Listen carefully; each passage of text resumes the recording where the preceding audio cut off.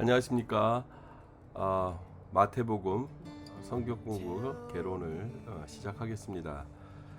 이제부터 시작하는 성경 공부 신약 통독 첫 시간 마태복음이고요. 계시록까지 11월 29일까지 하루에 3장씩 읽으시면 신약 전체를 읽으시는 그 스케줄로 저희가 짰습니다. 먼저 여러분 제가 보내드린 거 이거 받으셨죠? 예, 요 순서대로 여러분들이 보시면 됩니다. 여기에 보면 오늘부터 시작이 됐죠. 그래서 여러분들이 오늘 마태복음 1장부터 3장까지 읽으시면 되고요. 그리고 이 주일마다 제가 여기 위에 이쪽에 보면 마태복음이라고 써 있습니다. 그래서 마태복음을 녹화해 드리면 여러분이 집에서 보시고요. 또 그 다음 주는 마가복음, 그러면 여러분들이 마가복음을 그 주에 읽게 되실 것입니다. 이런 식으로 쭉 해서 여러분들이 공부 다 읽으시면 여기 보면 확인란 있죠? 이 확인란에다 여러분 체크하셔서 다 읽으시고 이렇게 뿌듯하게 보시기 바랍니다. 그리고 설명해 드렸던 것처럼 주일날 여러분들이 다음 주부터는 예배 끝나고 점심 드시고 소그룹으로 모여가지고 여러분들과 함께 소그룹끼리 같이 교제를 나누게 될 텐데요. 제가 소그룹 그 인원들은 이렇게 적어서 보내드렸습니다. 그래서 이분 이제 블루색에 있는 분들이 보시고 자기 그룹 안에 있는 분들을 줌으로든지 또 카톡으로든지 어떤 모양인지 이렇게 인터넷으로 모여서 같이 말씀 그날의 말씀도 같이 읽고 또 내지는 그러지 않으셔도 됩니다. 이미 읽으셨으면 그러지 않으셔도 되고요. 같이 모여서 그 한 주간 있었던 말씀으로 경험한 하나님 또 은혜의 이야기들을 같이 나누시면 될 것 같습니다. 그렇게 하시면 그리고 이제 같이 또 기도 제목도 나누시고요. 그래서 이 그룹을 짤 때 목장하고 좀 이렇게 다 분리시켜서 청년부 숫자가 좀 돼서 같이 안 섞일 수는 없었지만 어쨌든 가능하다면 교회 다른 분들과 이런 인터넷으로라도 교제할 수 있는 시간이 되도록 짰습니다. 예, 그래서 여러분이 말씀을 읽으실 때요, 성경 읽기표를 옆에 두시고 또 노트를 이렇게 적어가면서 은혜가 있었거나 하나님이 주시는 응답 같은 말씀이 있으면 옆에다 체크를 이렇게 해놓으시면 그것들이 한 주간 이렇게 모여서 같이 교제하고 나눌 때 도움이 될 거라고 생각합니다. 혼자서 이렇게 쭉 읽어가다가 이제 집중력이 흐트러지니까 그럴 때 하기 위해서 드라마 바이블 같은 것을 여러분이 틀어놓고 들으시면 그 쭉 소리를 이렇게 따라가기 때문에 한 3장까지 읽는데 시간도 금방 갈 것이고 또 그 읽으면서 여러분이 나중에 묵상할 때는 또 드라마를 읽고 또 여러분 스스로 다시 한번 또 읽어보고 뭐 이러시면서 매일매일 3장씩은 꼭 우리가 하나님 말씀을 읽어야겠다라는 결단으로 13주 과정을 쭉 하시면 좋겠다 생각하고 있습니다. 예. 선택했습니다. 신약 성경의 전체적인 구조를 먼저 봐야 되는데요. 저희가 읽을 것은 성경에 있는 책 순서대로 읽는 것은 아니고요. 성경 전체를 이렇게 우리가 보면 복음서, 그 다음에 마태, 마가, 누가, 요한복음 있고요. 그 다음에 역사서라고 해서 사도행전. 그래서 사도행전의 내용을 쭉 읽어보면 교회가 어떻게 세워지고 그때마다 교회에 필요한 하나님의 말씀을 어떻게 전달되었는지 또 그 하나님께서 성령의 역사를 통해서 어떻게 교회를 세워나가시고 하나님의 일들을 보이시는지 그 내용들을 사도행전을 통해서 볼 수 있습니다. 그리고 그렇게 해서 세워진 교회들에게 사도 바울과 사도들이 편지를 써서 그곳에 격려해주고 또 질책도 하고 권면도 하면서 하나님의 교회를 온전히 세워갈 수 있도록 써준 편지들이 서신서들이죠. 그리고 또 다른 하나는 예언서라고 부르는데요. 우리가 알고 있는 요한계시록이 그 예언서에 속합니다. 요한계시록은 요한이 하나님께서 주시는 계시를 보고 그것을 그대로 씀으로써 핍박 가운데 믿음을 포기하거나 또 핍박 가운데 힘들어하는 성도들에게 조금만 더 견뎌라. 그러면 하나님께서 곧 그 땅에 이 땅에 곧 오시리라 라는 격려와 믿음의 말씀을 계시록체로 써서 일반 사람은 알아보지 못하지만 믿음의 스트럭을 하고 있는 그리스도인들은 그 말씀을 보고 알아들을 수 있는 문체로 그렇게 써 놓은 것이 요한계시록입니다. 그래서 총 신약은 27권이죠. 그래서 27권 안에 하나님께서 우리에게 주시는 복음서, 역사서, 계시서, 예언서 이렇게 네 종류를 써 주셨다는 것을 우리가 알 수 있습니다. 이것이 신약 성경의 구조입니다. 네, 세 번째는 복음서입니다. 복음서는요, 우리가 알고 있어요. 굿뉴스, 그죠? 그리고 그들에게 이것이 굿뉴스가 되어지는 이유는 바로 그렇게 기다리던 메시아 그리스도가 유대 땅에 오신 것, 그것을 적어준 모든 내용들이 바로 복음서입니다. 복음서가 하나만 있으면 되지 왜 여러 권이 있어야 되냐는 질문이 있다면, 복음서를 쓴 것은 그 읽고 있는 대상이 분명히 다 달랐기 때문입니다. 그래서 마태복음은 정확하게 유대인들에게 쓰는 내용이었고요. 마가복음은 종으로 오신 예수 그리스도. 그래서 당장 지금 핍박받고 있는 그리스도인들에게 급하게 예수 그리스도께서 역사하신 일을 전달하기 위해서 썼던 것이라면, 또한 누가복음은 인간으로 오신 우리와 함께 하신 예수 그리스도가 누구신지 역사학자이면서 또 의사였던 누가를 통해서 누가복음을 썼습니다. 그리고 요한복음은 이 앞에 있는 세 권과 다른 공간복음이라고 하는데요. 마태, 마가, 누가는. 요한복음은 다른 각도로서 90년대 이미 한 세대가 지나고 난 뒤에 예수 그리스도의 복음이 되지 않고 있었던 그때 하나님께서 감동을 주셔서 사도 요한이 나이가 먹은 90세 때 다시 성경을 재정리해서 하나의 포커스를 맞춰서 복음서를 쓴 것이 바로 요한복음이었고, 요한복음이 얘기하고 있는 것은 바로 예수님이 하나님의 아들이시다라는 것을 다시 강조해서 쓰는 내용입니다. 그래서 이거는 시간별로 쓴 것이 아니라 주제와 목표를 가지고 예수님이 누구신지에 대해서 계속 반복해서 쓰고 있는 내용이 바로 요한복음입니다. 그런데 이제 우리가 알고 있는 우리가 이제 읽을 마태복음은요, 예수님이 왕이시고 그리고 왕으로 오신 그 예수님을 이 유대 민족에게 가르쳐주고 있는 것입니다. 그래서 다윗의 자손, 아브라함 이런 내용들이 계속 반복해서 나오고요. 그 예수님이 누구신가가 그들에게 너무너무 중요한 내용이라는 것을 강조하기 위해서 철저하게 유대 배경 속에서 나신 예수 그리스도에 대해서 얘기를 합니다. 그래서 다른 복음서와 달리 첫 번째 1장부터 족보를 시작하면서 얘기를 하는데요. 그 족보를 얘기하는 이유는 우린 남의 집 족보 별로 재미가 없죠. 그러나 우리 아버지, 우리 할아버지, 그리고 내 자식, 이 내용을 얘기하면 우리 참 즐겁고 재밌는 것처럼 유대인들에게 있어서 이 족보는 그들의 자존심이고 자부심이었습니다.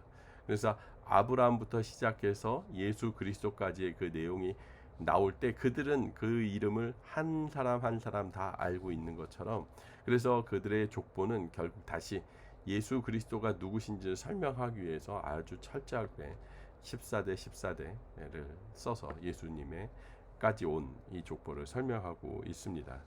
그리고 이 족보 외에 또 다른 하나의 유대인들에게 중요한 것은 약속입니다.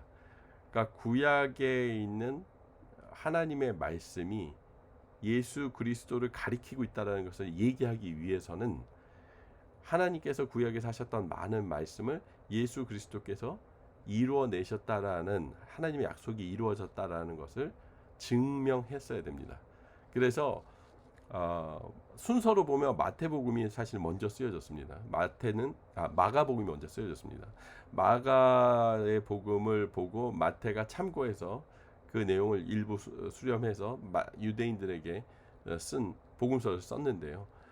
순서상은 그렇지만 마태복음이 먼저 앞에 나온 이유가 무엇이냐 하면은 그 구약에 있는 모든 말씀이 마태복음과 연결시켜서 그 구약의 모든 말씀이 마태복음에 있는 내용을 증명을 통해서 예수 그리스도가 누군지를 알려주는 것입니다. 그래서 마태복음에는 구약에 있는 말씀의 내용의 129번이 이렇게 말씀하셨듯이 라고 얘기를 하면서 구약에서 하신 말씀을 예수 그리스도께서 그대로 이루어 가신다라는 것을 설명하고 있습니다. 그만큼 이 복음서 안에 또 마태복음은 철저하게 유대인의 배경 속에서 또 유대인들에게 복음을 전하기 위해서 쓴 복음서 중에 하나이기 때문에 똑같은 복음서 4권이라고 얘기하기는 좀 어렵고요. 좀 정확하게 하면 유대인의 입장에서 정확하게 우리가 바라보면은 그 구약 마태복음에 있는 내용들이 조금 더 잘 이해가 될 것입니다. 마태복음에 안타깝게도 마태가 썼다는 내용이 없다는 사실을 아십니까? 그러나 자기가 썼다라고 얘기는 하진 않았죠. 그런데 다른 마가와 누가복음에는 자신을 레위라고 표현을 한다면 마태복음에서는 자기가 마태라는 이름으로 기록을 합니다. 그리고 12제자 이름을 거론할 때 마태복음은 스스로를 세리 마태라고 마태복음 10장에 정리를 하고 있습니다. 그러나 마태가 이것을 기록했다라고 우리가 알 수 있는 것은 유세비우스라는 역사학자가 이 마태가 히브리어로 글들을 수집을 했고 그것을 해석했다라는 표현이 나옵니다. 마태가 아무래도 세리다 보면 숫자에 정확하고 기록에 분명한 사람이었을 것입니다. 그래서 아마 마태가 성경을 이렇게 기록할 수 있었던 것은 그 어떤 직업적인 또 배경도 있었을 테고 본인이 그 수집하고 정리하고 하는 것에 탁월했었던 것을 또 생각할 수 있습니다. 그 외에도 많은 교부들이 이 마태복음을 읽으면서 오리게네나 이레니우스라는 당시 제롬이라든지 그런 교부들이 마태복음을 마태가 썼다라고 그들이 모두 인정하고 있기 때문에 우리는 이것이 마태복음은 마태가 썼을 것이다라고 우리는 이렇게 확인합니다. 그러면 마태는 누구인가요? 마태는 레위 지파 후손의 알페오의 아들 레위라고 얘기를 합니다. 그는 가버나움 출신이었고요. 누가복음 5장 27절에 보면 그렇게 나와 있고요. 그리고 그는 예수님을 제자로서 또 믿고 따르고 예수님께 승천하시고 난 뒤에 땅 끝까지를 복음을 전하라고 하셨을 때 그는 AD 60년경 이디오피아에 가서 복음을 전하다가 창에 찔려 순교했다는 전승이 있습니다. 그러면 마태복음은 언제 썼는가? 마태복음이 쓰여진 시기를 추정할 수 있는 방법은 여러 가지가 있습니다. 그러나 성전을 기준으로 정하기도 합니다. 그래서 성전에 무너진 사건을 보고 썼느냐, 보지 않고 썼느냐로 나눠지는데요. 그래서 성전을 보지 않고 썼다라고 얘기하는 것은 약 70년경 안짝으로 얘기를 합니다. 그래서 성전에 대한 예언을 하시는 내용들이 나오는데 그 내용은 그냥 앞서서 일어날 예언이다라고 얘기를 하는 사람들은 70년대 전이라고 얘기하고요. 성전에 무너진 사건을 확인한 이후에 썼다라고 얘기를 하는 것은 70년부터 꽤 긴 시간 80년, 90년까지도 보고 있습니다. 왜냐하면 성전이 무너진 것을 기준으로 그것을 보면서 예수님께서 이렇게 예언하지 않았느냐, 그 예언이 이루어졌다. 그러니까 이 이후에 예수님께서 얘기하신 모든 일들이 약속하셨던 일들이 이제 똑같이 올 것이다. 그래서 예수님의 부활이 올 것이다 라고 얘기하신 분들은 예수님께서 재림에 오실 것이다 라고 믿는 사람들은 70년 이후로 잡고 있습니다. 그런데 우리가 거기에서 70년 후로 잡을 수 있는 이유는 당시에는 모두 다 회당이라고 부르고 있었던 그 이름을 쓰지 않고 교회란 이름을 처음으로 거론을 합니다. 그래서 에클레시아, 예수님이 부르심을 받은 사람들의 모임이라는 에클레시아라는 단어를 교회로 우리가 번역을 하고 사용하고 있고요. 그리고 그 이후에 지상 명령, 예수님께 땅끝까지를 복음을 전하라 라고 얘기하셨던 이 모든 지상 명령을 그들은 순종하고 지켜야 됨을 그들은 마태복음에서는 쓰고 있습니다. 그래서 어떤 표현이든 어떤 정의든 더 중요한 것은 주님께서 말씀하신 것이 믿어지는 그때, 그것은 곧 예언으로서뿐만 아니라 실제 삶으로 일어났고 또 오실 예수 그리스도를 기다리게 하는 우리의 믿음을 굳건하게 하기 위해서 70년 후반에 썼을 것이다라는 많은 사람들의 의견을 저는 믿고 있습니다. 그러면 누구에게 썼는가라는 질문입니다. 앞서서도 언급했지만 바로 예수 그리스도에 대한 설명을 할 때 그들은 유대인들이 알아들을 수 있는 여러 가지의 표현을 사용해서 썼습니다. 그래서 다른 복음서에서는 하나님의 나라라고 얘기하는 것을 천국이라고 하던가 아니면 하늘나라라고 표시를 했습니다. 왜냐하면 유대인들은 하나님이란 단어를 그렇게 쉽게 부르지 못했습니다. 그래서 부르지 않고 그 단어가 있으면 넘어가니까 그 야훼인지 여호와인지 모른 정도로 그냥 지나가는 그런 유대적인 습관이 있기 때문에 그들은 하나님의 나라라고 부르지 않고 대신 천국은 누구에게 있다, 천국이 가까이 왔다라고 표현을 통해서 하나님이란 표현을 사용하지 않은 걸 봤을 때 철저하게 유대인들에게 쓰여졌을 것이다라고 합니다. 그리고 그 외에 여러 가지 뭐 라가, 고르바 뭐 이런 표현들은 다 유대인들이 사용하고 있는 그런 언어였기 때문에 그걸 일부러 번역을 하지 않았던 것을 저희가 알 수 있습니다. 그리고 유대인들에게는 유난히 하나님께서 선택한 백성이다라는 자부심들이 분명히 있었습니다. 그랬기 때문에 구약에 있었던 그 모든 내용을 아주 보석처럼 여기고 있었죠. 그렇기 때문에 예수님이 오셨을 때 그들이 알아볼 수 있고 그들이 분명하게 확인할 수 있도록 해주는 방법은 구약에 있는 내용들이 하나님께서 예수 그리스도 통해서 이루셨다라는 설명을 해줘야지 그들은 이해할 수 있습니다. 그래서 유난히도 앞서서도 얘기했지만 많은 말씀들이 하나님의 말씀을 이루기 위하여라는 표현으로 내용을 쓰고 있습니다. 이게 보면 마태복음 1장 22절, 2장 15절, 2장 17절, 2장 23절, 4장 13절, 8장 17절, 12장 17절, 15장 35절, 21장 4절, 27장 8절이 다 이 내용들이 쓰여져 있습니다. 그리고 유난히 마태복음에는 우리가 좀 이해가 되지 않는 표현들이 좀 나옵니다. 그래서 이방인에 대한 내용들도 좀 나오고요. 스로보니게 여인들에게 나는 선택한 백성들에게만 왔다. 개취급을 하는 내용들 이런 것들이 우리가 얼뜻 이해가 되지 않지만 이 내용을 쓰고 읽었던 사람들은 너무나도 서로 공감할 수 있는 내용들이죠. 그럼에도 불구하고 마태복음에는 그들의 특별함을 이렇게 설명을 하고 있지만 또 동시에 안타까운 것은 온전하지 못한 이 유대인들, 바리새인들, 서기관들, 대제사장들, 장로들 이런 부분에 대해서 엄청나게 큰 질타를 하고 있는 내용들이 또 동시에 나옵니다. 아마 마태가 이 말씀을 적으면서 그 부분이 가장 안타까웠었던 것이 느껴지죠.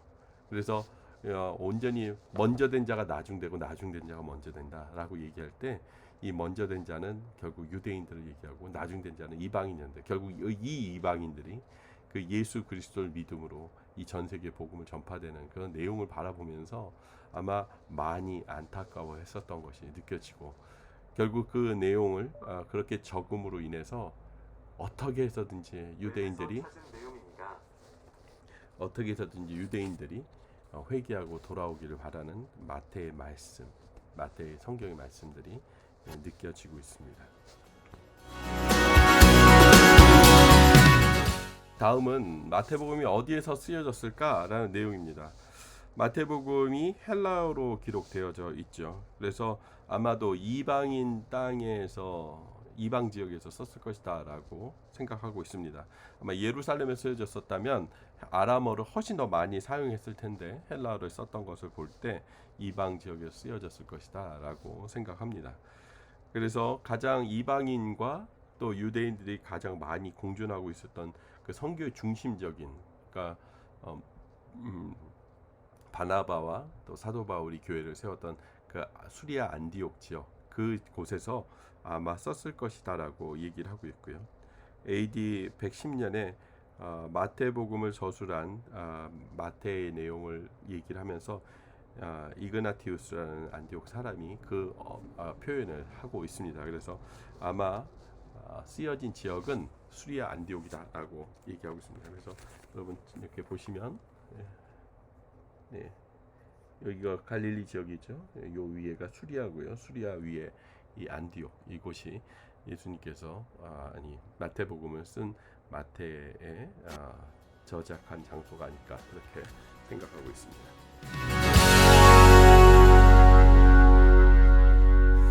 기록 목적은 무엇일까요? 복음선이 당연히 기쁜 소식을 전하기 위해서인데요. 사람마다 다 기쁜 소식이 다르겠죠. 유대인들에게 기쁜 소식은 무엇일까요? 바로 기다리던 메시아가 왕으로 오신 것입니다. 그가 바로 그리스도이심을 다시 설명해 주는 거죠. 그리고 유대인들이 예수님을 신성모독이란 죄로 십자가에 못 박여 죽었지만 그들이 회개하고 돌아올 때 그 나라의 유대 지방에 있는 한 왕이 아니라 이 세상을 천지를 창조하신 예수 그리스도가 바로 하나님의 아들이시고 그 약속하신 그 왕이 우리에게 오셨다는 사실을 설명해 줌으로써 그들이 유대교에서 온전히 예수 그리스도를 믿고 돌아올 수 있도록 말씀을 적은 것이 바로 그들에게 있어서는 가장 중요한 복음이죠. 그러기 위해서는 좀 더 근거가 있어야 됩니다. 근거가 뭐냐면 그냥 막연히 왕이 오셨다라고 얘기하는 문제가 아니라 예수님이 오신 근거가 무엇이냐면 구약의 모든 이야기가 성취되어 가고 있다는 거죠. 구약의 말씀을 믿고 있었던 그 유대인들에게 가장 굿뉴스는 예수 그리스도가 걸어가신 모든 족적들이 하나님께서 이사야를 통해서 예레미야를 통해서 시편에서 다윗을 통해서 모세를 통해서 얘기했던 모든 내용들이 다 이루어지고 있다는 것을 다시 확인시켜 줌으로써 부인할 수 없는 근거를 제시하고 있는 말씀이 바로 마태복음입니다. 그래서 유난히 많은 구약의 말씀들을 그렇게 이루었다 함이라라는 표현으로 사용하고 있습니다. 그리고 두 번째는 율법입니다. 그들이 지키고 있는 그 율법이 온전하지 않음을 그들은 알아야 되는데요. 그 알 수 있는 방법은 뭘까요? 완전하신 예수 그리스도를 봤을 때 율법의 부족함을 그들은 알겠죠. 그래서 예수님께서 율법을 폐하러 오신 것이 아니라 완전한 새 계명으로서 하나님의 말씀을 그 율법을 이루고자 하셔서 완성하고자 하셔서 오셨다는 것을 오늘 마태복음에서는 얘기를 하고 있습니다. 그리고 어쩌면 이제 이것이 제일 중요한 부분이라고 볼 수 있는데 마태복음은 이방인들을 개처럼 무시하는 유대인들에게 이 하나님의 마음과 하나님의 나라와 사명은 어디에 있는가 이것을 깨우쳐주기 위해서 쓴 표현입니다. 이 글입니다. 그래서 선교적인 메시지를 통해서 너가 어디를 가지 땅끝까지 이르러 복음을 전하라 하는 하나님의 말씀을 전파함으로써 유대교에 이렇게 국한되어 있는 하나님이 아니라 전 세계의 하나님이심을 사도들이 복음을 듣고 복음이 완성되었을 때 그들이 들고 전 세계로 퍼져나갔던 이유는 바로 그 선교적인 메시지를 주려고 하는 것이었고 또 마태 또한도 그렇게 아프리카로 가서 복음을 전했다는 내용을 우리가 알 수 있습니다. 그래서 마태복음은 엄청난 하나님의 많은 일들이 있지만 그 마태가 선택해서 썼을 때 예수님의 엄청난 기적과 같은 행적보다는 예수님께서 가르치신 그 말씀을 좀 더 중요시 여겼고요. 그리고 이 말씀을 듣고 따라갔던 모든 제자들은 하나님의 나라에 들어갈 수 있다는 것을 논리적으로 설명을 하고 있습니다. 그리고 그것을 통해서 하나님께서 두 가지의 내용을 얘기하시는데 하나는 갈릴리와 유대 지역에서 그곳 모두에게서 가르치신 말씀들은 곧 왕으로 오신 예수 그리스도 그리고 그 왕으로 오신 바로 예수 그리스도가 인간의 죄를 해결하기 위해서 십자가에 죽으시고 또 부활하셨다는 내용으로 마태복음은 얘기를 하고 있습니다. 네, 이렇게 마태복음의 개론을 마쳤습니다. 마태복음을 한 주간 읽어보시다가 궁금한 점이 있으면 저한테 카톡을 치시던지 밴드에 문자를 주시면 제가 그 다음에 여러분들의 질문을 가지고 대답을 해드리겠습니다. 마태복음에 읽는 요령은 예수 그리스도가 유대인들에게 얼마나 대단한 복음인지를 다시 한번 확인하는 시간입니다. 우리에게도 동일하게 하나님이 보내신 예수 그리스도가 우리의 큰 복음이 되어서 주님의 그 마음을 경험하는 그런 한 주가 되기를 기도합니다.